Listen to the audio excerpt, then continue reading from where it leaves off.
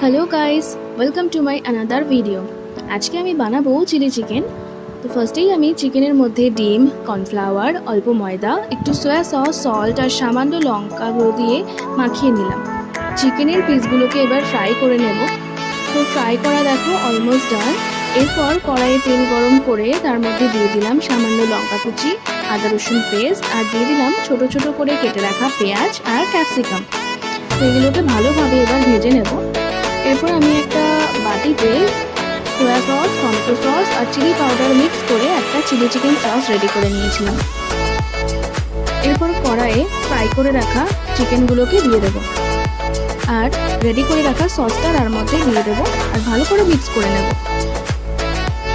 তো অলমোস্ট আমার chilli chicken ready হয়ে গেছে। আর একটু কর্নফ্লাওয়ার দিয়ে দিয়েছিলাম। তো রেসিপিটা কেমন লাগলো সবাই প্লিজ জানিও। ভালো লাগলে অবশ্যই লাইক, কমেন্ট আর সাবস্ক্রাইব করে দিন। টাটা।